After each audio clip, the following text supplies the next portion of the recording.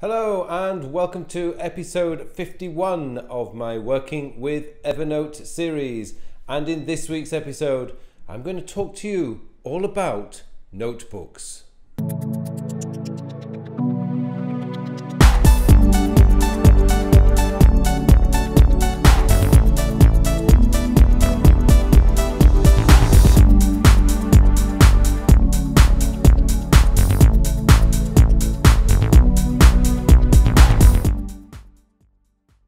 Hello and welcome to this episode 51 of my Working with Evernote series.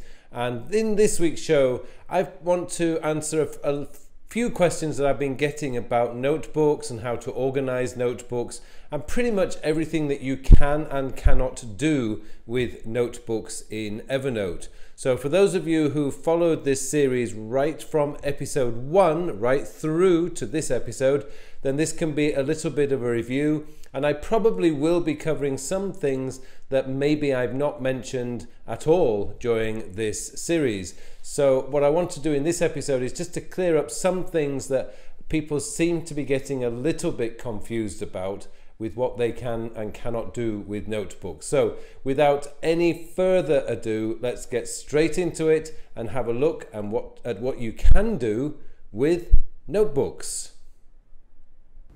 Right, so here we are with my notebooks that I have in Evernote, and this is my real account. The first thing that most people ask me is, how do I create a default notebook? Now, my default notebook is my inbox. So every note that I collect, every scanned document, every name card is collected in my inbox first, because I want to be able to process notes later in the week so that I can decide whether I want to keep the note or delete the note. It's one way that I actually help manage my Evernote, because if I didn't do that, I'd have notes all over the place and my Evernote would be full of rubbish, basically. So I'm very, very vigilant usually on a weekend when I review my notebook. Now, my default notebook is my inbox. Now, this is a very simple trick in Evernote. All you need to do is click on the gear icon. So if you move your mouse over any notebook, not a stacked notebook, but any notebook, you can actually change the preferences as to whether it's your default. Now, in this case, if you look at the top here, my inbox already is my default notebook, so I can't change that. But if I wanted to make my general reference folder notebook my default, all I would need to do is click on that, and that would become my default notebook. Once that becomes my default notebook, any note that I send that doesn't have an assigned notebook would go into that notebook. So that's the first thing I want to show you.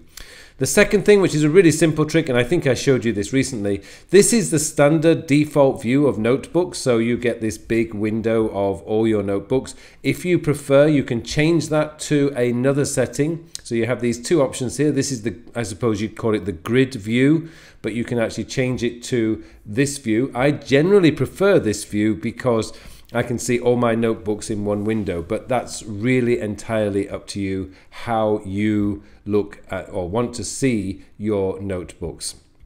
Next up is, where are all the changes? Where are all the preferences for notebooks? Well, this is a very interesting one, because if you click on the gear icon, you don't really have that many options. So what you do is it's control click on the notebook itself, and then you get this drop down menu. So I can create a new notebook, which is a bit of a silly place to put that. I can present the whole notebook if I wished. And then I've got all these options here, like share the notebook with somebody. I just need an email address to share it. I could publish the notebook, and what that would do is create a public web link so people can go straight into it. Anybody can. Notebook settings, with just a few more notebook settings there. I can rename the notebook, I can delete the notebook, I can add a stack, so I can add it to a stack, I should say, or I can create a new stack. Remove my notebook from shortcuts. Now, if this notebook wasn't in shortcuts, I would get the option add notebook to shortcuts. And then I've got various sort of options that I wish the may or want to do. Finally, you've got your export notes from inbox, which would send all your notes direct to your hard drive, so they're not held, but they will continue to be held until you delete them, of course. So that's the first thing that you can do. There's a third thing that you can do. Now, I've had a few things. Another question is, how do you stack a notebook? Well, that's a very interesting one. At the moment, let's say I've got my student's notebook, which is a new notebook that I'm looking at using to keep information on my students so that I can check their progress. But let's say I want to move that into my general reference work stack or current project stack. All I have to do is just click on it and drag it on top, and that would create a new notebook. Double clicking on it opens up the stack. This, by the way, here is not a stack. All it is just telling you that it is a stack. So I don't want that in the stack, so I'm going to drag that out, and that's dragged out, and I can close that. Let's say I'm going to close that and go back into my notebooks. And actually it's telling me that it's a stack, so you have to remove that one as well. Now it's done. So my student notebook has come out. Where have you gone? There it is. It's back there. So that's something that you just need to be aware of, that when you do, you can drag in and drag out of stacks, and that basically can remove.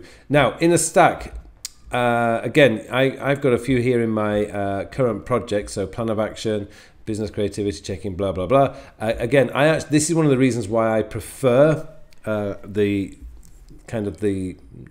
non-grid view, is I can open and close stacks just by double clicking, and I just find, again, having everything in one place here is just a really much more convenient for me anyway to keep my notebooks. Okay, let's go back into the stack, because I noticed that most people have this view. I was asked this week, what does this red bookmark label mean on a notebook? Basically what this means is that it's a shared notebook. Now in this case I'm sharing this with Enrico Nala, and we're working on a project together. So this is where our shared notebook goes. So we have this little icon here indicates that it's a shared notebook. Now the interesting thing about this is this was shared by Enrico, so I don't have any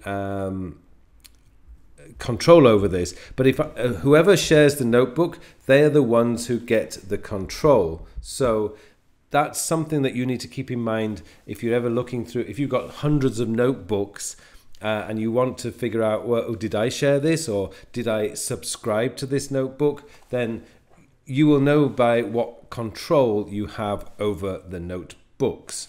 Okay, one final thing is there is always this notebook here called the trash, and you can access it here. These are all the notes that I've actually destroyed or deleted. And to actually, if you look up here, it's very difficult to figure out, how do I empty my trash? And that's a very good question, because I don't know. So I'm looking right now. All you have to do, as I thought, is if you do it from this side, you can go control click, and you can say empty trash. Or before I do that, let's go back into my notebook settings here, my notebook.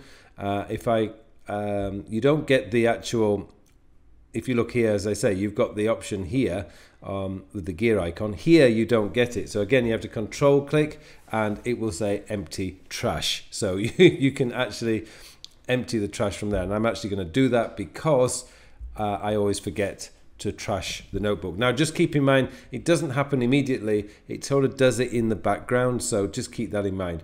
Finally, in this, I want to show you what this one does. This one gives you the option of sharing the notebook. So this little icon, you get the two icons.